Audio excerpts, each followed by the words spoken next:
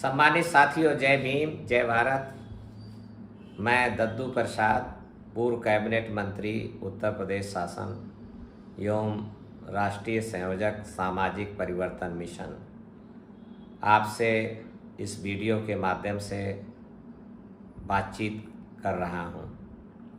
10 मार्च 2022 को पंजाब, उत्तर प्रदेश, उत्तरांचल एवं गोवा और मणिपुर विधानसभा के चुनाव परिणाम घोषित हुए और इस चुनाव परिणाम ने, विशेषकर उत्तर प्रदेश विधानसभा के चुनाव परिणामों ने पूरे देश में सामाजिक बदलाव के लिए बहुजन आंदोलन को भारी धक्का पहुंचाया और पूरे देश में जो अम्बेडकरवादी लोग हैं, मानवर कांशीराम जी के विचारों को कामयाब बनाने वाले लोग हैं, उनमें निराशा और हताशा साफ तौर पर देखी जा रही है।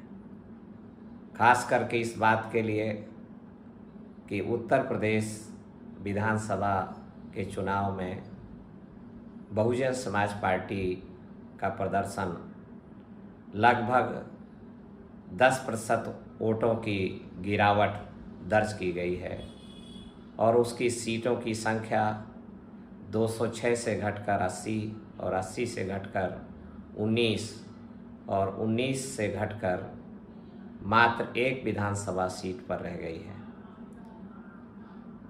तो बहुजन समाज पार्टी को केवल लोगों ने राजनीतिक दल के रूप में नहीं, बल्कि एक आंदोलन के रूप में हम सब लोगों ने मिलकर तैयार किया था।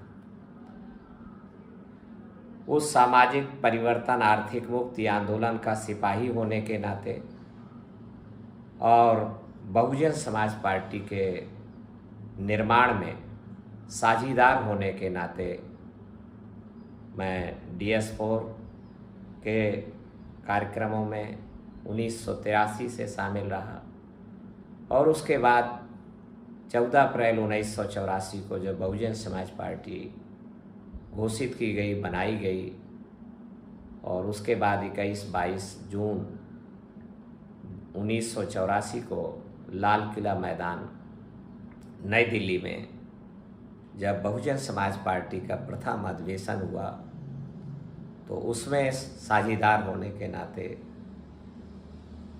मैं आपसे कुछ बातें बहुजन समाज पार्टी के गिरावट के बारे में, पतन के बारे में कहना चाहता हूँ। आप सब लोग अपने अपने हिसाब से सोच रहे हैं। हम सबका सोचना एक जैसा हो सके तो शायद हम पुनः उत्थान की, उन्नति की, उन्मुक्ति की और आज़ादी की यात्रा करने के लिए तैयार हो सकते हैं। बहुजन समाज पार्टी के प्रदर्शन में यह गिरावट यकायक नहीं हुई है। जिस तरीके से बहुजन समाज पार्टी यकायक नहीं बनी थी, बल्कि एक लंबे संघर्ष का परिणाम था, उसी तरीके से बहुजन समाज पार्टी यकायक गिरी नहीं है, बल्कि उस आंदोलन को छोड़ देने के कारण ये आहिस्ता आहिस्ता क्रमशः गिरावट आई है। मानवर कांशीराम जी ने जब इलस्ट्रेटेड वीकली ने 1987 में एक आर्टिकल, कवर स्टोरी छापी कि BSP सडन इम्पैक्ट, कि BSP एक यकायक कुछ हो गई है, तो मानवर कांशीराम जी ने उसके जवाब में कहा कि ये यकायक नहीं हुई है, बल्कि 1848 ईस्वी से महात्मा ज्योतिराव फुले के द्वारा सामाजिक बदलाव के संघर्ष से इसकी उत्पत्ति होती है और उस संघर्ष को छत्रपति साहू महाराजा कोल्हापुर नरेश ने अपने हाथों में लेकर 1890 से गतिमान प्रदान किया और उसके बाद परम पूज्य बाबा साहब अम्बेडकर को एक महानायक के रूप में 21-22 मार्च 1920 को साहू महाराजा ने रिकॉग्नाइज किया और भारत देश के लोगों से इंट्रोड्यूस कराया कि आपका मुक्तिदाता साबित होगा। और बाबा साहब अम्बेडकर की गैर हाजिरी में मानवर कांशीराम जी ने इस आंदोलन को ऊंचाइयों तक और बुलंदियों तक पहुंचाने का काम किया। वो संघर्ष क्या है, वह आंदोलन क्या है? वो आंदोलन इस देश में जो ऊर्ध्वाधर खड़ी हुई ऐसी सामाजिक व्यवस्था है जिसमें ऊपर तरफ 15% आबादी शोषक वर्ग है, ब्राह्मण क्षत्रिय वैश्य के रूप में पूरा भारत उनको जानता है।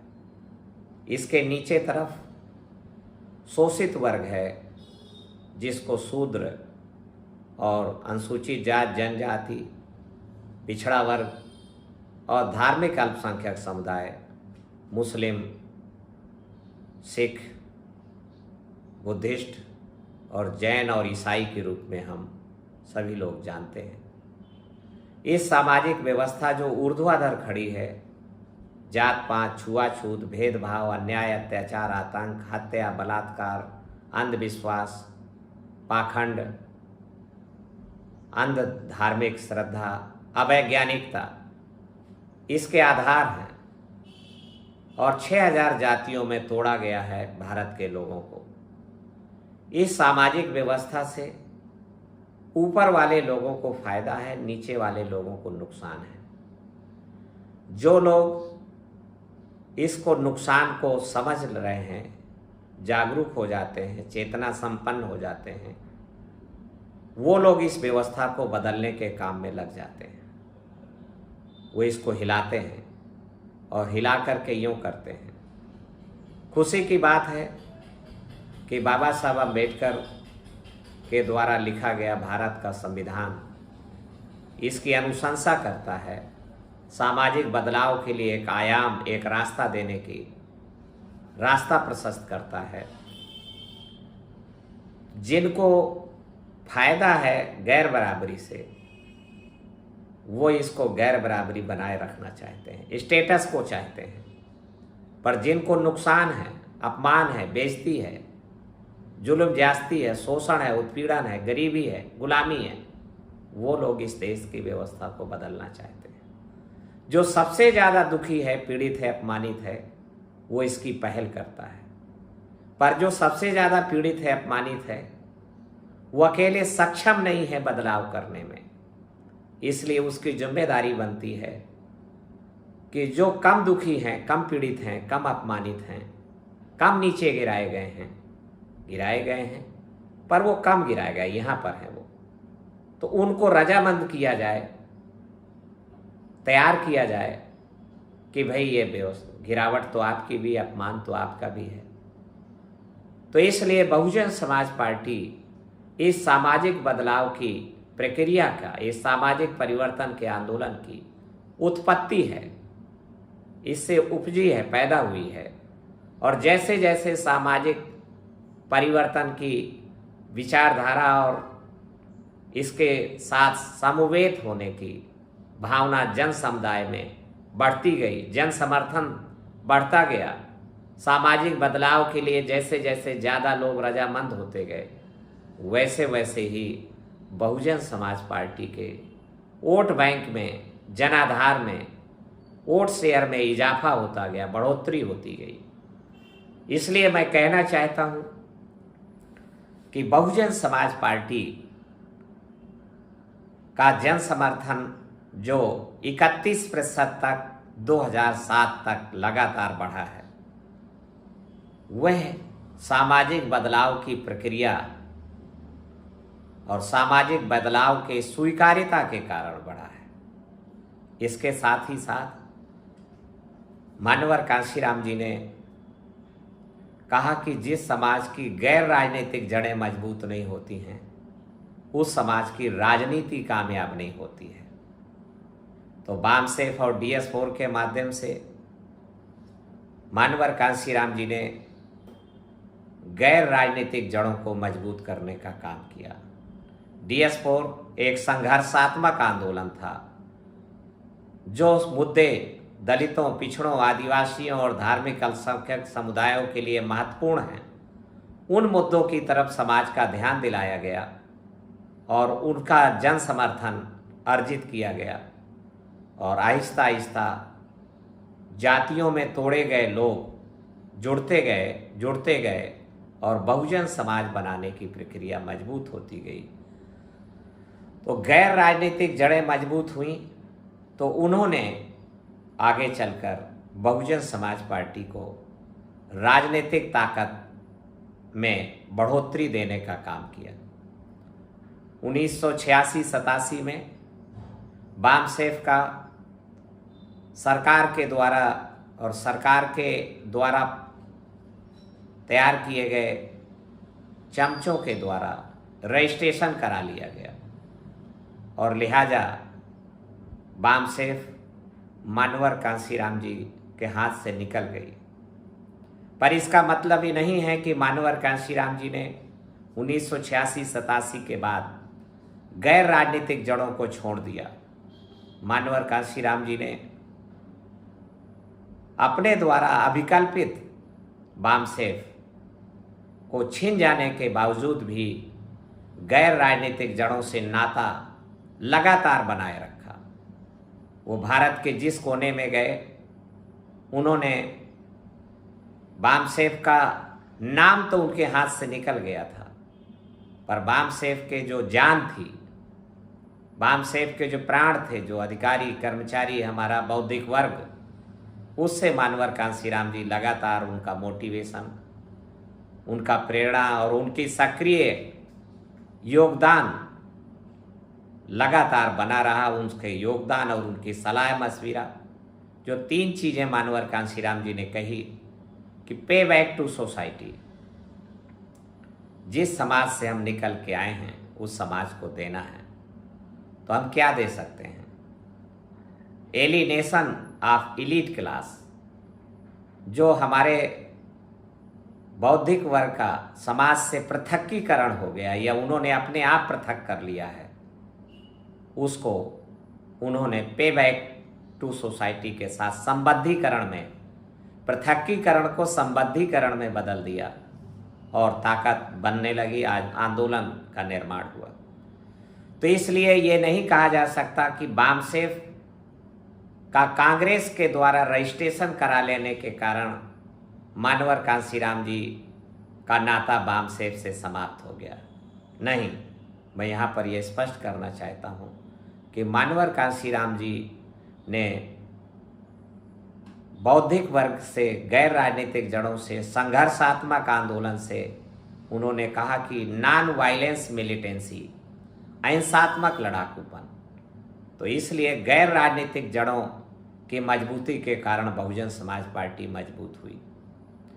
बहुजन समाज बनाने की प्रक्रिया तेज होने के कारण बहुजन समाज पार्टी मजबूत हुई और सामाजिक परिवर्तन आंदोलन से गहरा नाता होने के कारण जैसे जैसे सामाजिक बदलाव के आंदोलन को जन समर्थन मिला तो बहुजन समाज पार्टी मजबूत होती गई। पर जब 2007 के पश्चात शोषक वर्ग को, यथास्थितिवादी ताकतों को बहुजन समाज पार्टी में इन्फिल्ट्रेशन हुआ, घुसपैठ हुई। मानवर कांशीराम जी ने साफ तौर पे पत्रकारों को 1987 में ही कहा कि उच्च वर्ग के लोग बहुजन समाज पार्टी के मतदाता हो सकते हैं, पर उनमें घुसपैठ करने की इजाज़त नहीं दी जाएगी और नायकत्व तो नहीं दिया जाएगा। नायकत्व तो पिछड़े वर्गों के हाथ में ही रहेगा। पर 22 अक्टूबर 2003 को मानवर कांशीराम जी के इस निर्देश के बावजूद सतीश चंद्र मिश्रा को बहुजन समाज पार्टी का राष्ट्रीय महासचिव बनाया गया। उन दिनों मानवर कांशीराम जी बत्रा हॉस्पिटल दिल्ली में अपना उपचार कराने के लिए, इलाज कराने के लिए भर्ती किए गए थे। उनकी गैरहाजिरी में ये हुआ और जब यथास्थितिवादी ताकतों ने, परिवर्तन विरोधी ताकतों ने बहुजन समाज पार्टी में घुसपैठ किया तो उन्होंने फिर कब्जा करने की कोशिश की और जब कब्जा करने में लंबे समय तक अपने आप को नाकामयाब पाया उन्होंने, तो फिर कहा गया कि इसको विखंडित कर दिया जाए। तो इन्फिल्ट्रेशन, पजेशन और सेबोटेशन, ये 3 प्रक्रियाओं की बहुजन समाज पार्टी शिकार हो गई और लिहाजा जब यथास्थितिवादी ताकतों को उत्तर प्रदेश के 2009 के लोकसभा चुनाव में हिस्सेदारी ज़्यादा दी गई और परिवर्तनकारी लोगों को हिस्सेदारी घटा दी गई, अर्थात पिछड़े वर्गों की हिस्सेदारी जो लगभग 50% बनती है, 80 लोकसभा सीटों में से 40 बनती है, 40 को घटा करके 17 लोकसभा सीटों पर ले आया गया। और जो अति पिछड़ी जातियां हैं, जिनकी बदलाव की ज़रूरत ज़्यादा है, जो इस देश की सामाजिक व्यवस्था के दलितों और आदिवासियों के साथ समान को सफरर हैं, सह दुख भागीदार हैं वो, तो उनके हिस्सेदारी तो मात्र 8 लोकसभा सीटों तक ही रह गई। और जो यथास्थितिवादी ताकतें हैं उनकी हिस्सेदारी ब्राह्मण की 22 लोकसभा सीटें, ठाकुर की 8 लोकसभा सीटें और जो मार्शल मुस्लिम हैं, दबंग मुस्लिम हैं, मानवर कांशीराम जी ने हमेशा पीड़ित मुसलमानों को, शोषित मुसलमानों को अपने आंदोलन में साथ लिया। जनाब बसीरुद्दीन साहब और जनाब अकबर अली साहब, जिनको विधायक और मंत्री बनाने का काम मानवर कांशीराम जी ने किया, ये उसके उदाहरण हैं। पर 2009 के लोकसभा चुनाव में एक भी शोषित पीड़ित मुसलमान को टिकट नहीं दिया गया और सारा के सारे 12 सीटें दबंग और आपराधिक पृष्ठभूमि से जुड़े हुए मुसलमानों को दिया गया। तो 22 ब्राह्मण, 8 ठाकुर, 30 और 12 मुस्लिम, तो 42 का शेयर और 17 लोकसभा सीटें अनुसूचित जातियों के लिए आरक्षित हैं, उसको घटा ही नहीं सकते। तो लिहाजा पिछड़े वर्गों के हिस्से में और कम सीटें बची और इस कारण से जिसकी जितनी संख्या भारी उसकी उतनी हिस्सेदारी का उल्लंघन किया गया और पिछड़े वर्गों की हिस्सेदारी लगभग समाप्त करने की दिशा में आगे बढ़े। तो बहुजन समाज पार्टी के जनाधार में गिरावट दर्ज की गई।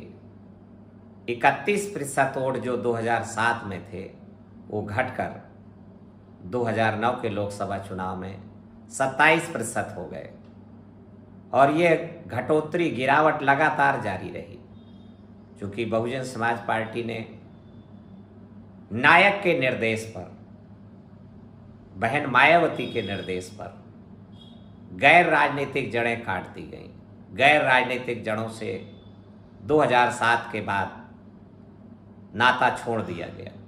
उद्देश्य की पवित्रता, जो एक महान उद्देश्य जो तथागत बुद्ध ने निर्धारित किया था कि इस देश में समता, स्वतंत्रता, बंधुत्व और न्याय पर आधारित सामाजिक व्यवस्था की स्थापना करने के लिए उन्होंने एक संघ, बुद्ध संघ का निर्माण किया और वो पूरे भारत में छा गया, फैल गया। तो उस महान उद्देश्य की पवित्रता 2007 के बाद समाप्ति कर दी गई और उस आंदोलन का उद्देश्य केवल सत्ता प्राप्त करना रह गया। उद्देश्य की पवित्रता समाप्त होने के कारण भी बहुजन समाज पार्टी के जनाधार में गिरावट दर्ज की गई। पिछड़े वर्गों का हिस्सेदारी समाप्त कर देने के कारण गिरावट दर्ज की गई। यही नहीं, 2009 के लोकसभा चुनाव में अति दलित जातियां हैं जो कोरी, धोबी, वाल्मीकि, खटीक और कठेरिया के हिस्सेदारी लगभग समाप्त कर दी गई, जबकि मानवर कांशीराम जी इन जाति समूहों की हिस्सेदारी लगातार बरकरार रखते थे। जो पीड़ित लोग हैं उनकी हिस्सेदारी मजबूत बनाते थे, तो हिस्सेदारी घटा दी गई तो ये जातियां बहुजन समाज पार्टी से छिटक कर दूसरा रास्ता तलाशने लगी। मैं यहाँ पर कहना चाहूँगा कि वह अभी ठिठक गई, दूसरे रास्ते पर गई नहीं, पर उनके ठिठकने मात्र से ही 2009 के लोकसभा चुनाव में गिरावट दर्ज की गई। 4% वोटों की साफ तौर पर गिरावट दर्ज की गई। और जो बहुजन समाज पार्टी 60 लोकसभा सीटें जीतने का प्लान रखती थी, ऐसी कल्पना रखती थी, वह मात्र 21 लोकसभा सीटों पर आ गई। और जब असेंबली सेगमेंट पे देखा तो 109 असेंबली सेगमेंट पर ही बहुजन समाज पार्टी विजेता थी 2009 के लोकसभा चुनाव में। और इसलिए 2012 के चुनाव में भी नीति यही जारी रही, सामाजिक परिवर्तन आंदोलन को छोड़ देना, बहुजन समाज अवधारणा को छोड़ देना, सर्वजन की कपोल कल्पित अवधारणा लेके आना, ये कभी हो नहीं सकता है। दुनिया के किसी सभ्यता में, किसी मुल्क में शोषक और शोषित के बीच में एकता संभव नहीं है। तो इसलिए एक सर्वजन कपोल कल्पित अवधारणा है, उसके कारण बहुजन समाज पार्टी 2012 में 27% वोटों से गिर के 24% वोटों पर आ गई। 206 विधानसभा से गिर के 80 विधानसभा सीटों पर आ गई। अगर 2009 की तुलना में करें तो 109 विधानसभा सीटों से गिरकर वो 80 विधानसभा सीटों पर ही विजेता रह सकी। और ये गिरावट नीतियों में बदलाव कर देने के कारण, परिवर्तन की, बदलाव की, बहुजन समाज बनाने की, जिसकी जितनी संख्या भारी उसकी उतनी हिस्सेदारी, नीतियों को छोड़ देने के कारण केवल उत्तर प्रदेश में ही गिरावट नहीं दर्ज की गई, बल्कि पंजाब के चुनाव में भी और उत्तरांचल के चुनाव में भी गिरावट दर्ज की गई। और 2014 के लोकसभा चुनाव में यह गिरावट नीचे गिरकर 22% वोटों पर आ गई। और पंजाब में तो बुरा हाल हो गया। दिल्ली विधानसभा के चुनाव में 16% वोटों से गिरकर 5% वोटों पर आ गए। उत्तरांचल के 12% वोटों से गिरकर वो 8% वोटों पर आ गए। हरियाणा 14% वोटों से गिर के 4% वोटों पर आ गया। तो इसलिए अचानक गिरावट नहीं आई है। और 2017 के विधानसभा चुनाव में उत्तर प्रदेश के, जो पंजाब उत्तरांचल के साथ ही हुए, तो उसमें Bahujan Samaj party vote share को सस्टेन करने में कामयाब रही, उत्तर प्रदेश में मात्र। पर दिल्ली, हरियाणा और उत्तरांचल और पंजाब में वोट शेयर में भारी गिरावट दर्ज की गई। और 2019 का जो लोकसभा चुनाव आया, तो मैं यहाँ पर एक बात और कहना चाहता हूँ कि 2017 के विधानसभा चुनाव में उत्तर प्रदेश का संपूर्ण दलित बुद्धिजीवी वर्ग, चाहे अधिकारी कर्मचारी हो, अथवा बेरोजगार नौजवान हो जो शिक्षित है, शिक्षित बेरोजगार, उन सब ने एक स्वर से बहुजन समाज पार्टी को समर्थन दिया। मेरी जानकारी में करीब 25 अधिकारी कर्मचारी ऐसे हैं जिन्होंने बहुजन समाज पार्टी को सत्ता में लाने के लिए अपने परिवार को दांव पे लगा दिया, अपने घर का लगभग 10 करोड़ रुपया न्यौछावर किया, चुनाव लड़ाया अपने पत्नी को, अपने भाई को, अपने बेटे को, पर सीटों की संख्या घटकर 19 आ गई। वह दलित समाज का अधिकारी कर्मचारी वर्ग, शिक्षित बेरोजगार वर्ग एकजुट होकर के भी बहुजन समाज पार्टी की गिरावट को रोकने में सफल नहीं हुआ। क्यों? कि वो गैर राजनीतिक जड़ें की तरफ उनका भी ध्यान नहीं था। जिसकी जितनी संख्या भारी उसकी उतनी हिस्सेदारी पर उनका भी ध्यान नहीं था, और बहुजन समाज बनाने की प्रक्रिया पर उनका भी ध्यान नहीं था। लिहाजा वो गिरावट को रोकने में नाकामयाब हो गए, और ये गिरावट 2019 में भी बरकरार रहती अगर मानवर कांसीराम जी के मुझ जैसे कुछ पागल चेलों ने